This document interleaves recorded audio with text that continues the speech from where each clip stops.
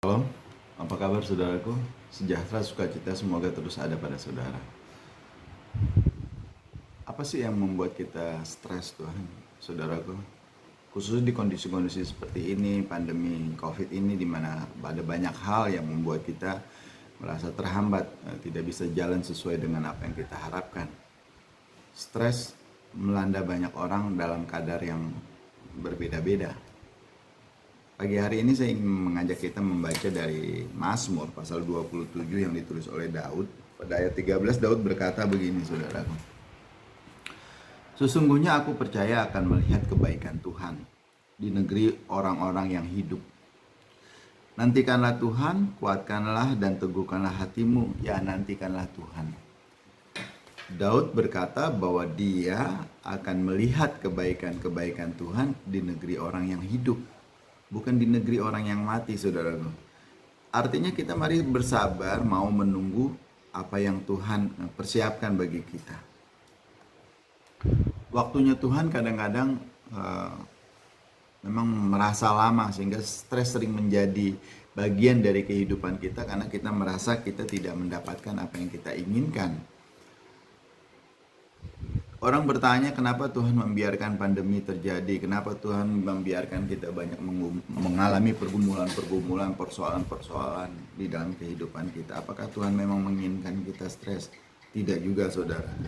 Persoalannya karena kita ingin mengejar dalam kehidupan kita lebih kesenangan untuk mengatasi stres dan kesulitan-kesulitan hidup kita.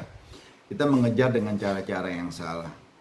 Suatu kali Tuhan Yesus ngasih perumpamaan tentang anak yang hilang di Lukas pasal 15. Di mana anak ini meminta warisannya, bagiannya kepada ayahnya lalu pergi. Merantau, mencari kesenangan dunia dengan menghabiskan uang jatah warisan yang ada padanya. Tapi apa yang terjadi? Dia tidak menemukan kesenangan, dia tidak menemukan sukacita yang sejati. Malah akhirnya dia kembali pulang ke rumah ayahnya. Bapak Ibu Saudara yang dikasihi Tuhan, Tuhan tidak pernah merencanakan hal yang buruk bagi kita. Nabi Yeremia mengatakan bahwa rancangan Tuhan adalah rancangan damai sejahtera yang tujuannya semata-mata untuk mendatangkan kebaikan bagi kita. Oleh karena itu, nantikanlah Tuhan seperti Daud. Nantikan Tuhan di saat seperti ini, di saat kita hidup, kita belajar melakukan hal-hal yang berkenan di hadapan Tuhan, belajar melakukan hal-hal yang menyenangkan hati Tuhan. Jangan pernah cari kesenangan menurut ukuran saudara atau menurut ukuran dunia. Karena di dalam Yohanes Tuhan Yesus berkata bahwa damai sukacitaku bukan sukacitamu, berbeda, nggak sama. Oleh karena itu tetaplah percaya kepada Tuhan, pandanglah Tuhan Yesus di dalam kondisi apapun, jangan pernah mengabaikan perkataan-perkataan Tuhan. Karena Tuhan Yesus berkata, barang siapa mengasihi aku, dia akan menuruti firman-Ku. Apabila saudara sungguh-sungguh mengasihi Tuhan, maka saudara akan menuruti Tuhan.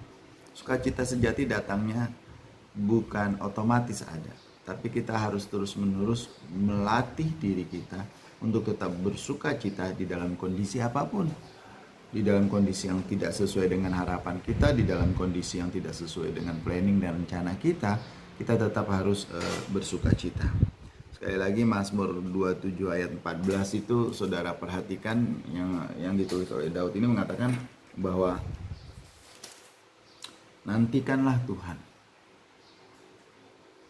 kuatkan dan teguhkanlah hatimu. Ya, kita harus sabar menantikan Tuhan dengan tidak lupa untuk melatih senantiasa bersukacita. Bukankah Tuhan Yesus berkata, damai sejahtera-Ku berikan kepadamu, damai sejahtera-Ku tinggalkan bagimu. Lalu mengapa kita tidak percaya dengan apa yang Tuhan katakan? Sekali lagi saudaraku, sukacita itu dilatih, sukacita itu diusahakan. Oleh karena itu nantikanlah Tuhan selagi saudara hidup, tetaplah bersabar, pegang firman Tuhan, turuti perkataan-perkataan Kristus, dan teladani apa yang sudah Tuhan Yesus lakukan. Tetaplah semangat, jaga iman, perkuat imun, tetap sehat saudaraku. Tuhan Yesus memberkati kita. Mari kita berdoa.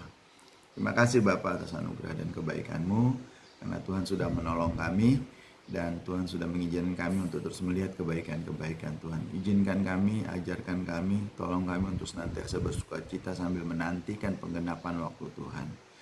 Stres bisa kami lawan Tuhan. Depresi bisa kami hindari Tuhan. Ketika kami terus-menerus berusaha untuk sukacita dengan memandang kepada Tuhan. Memegang janji-janji Tuhan. Menuruti perkataan-perkataan Tuhan. Terima kasih Tuhan Yesus. Haleluya. Amin.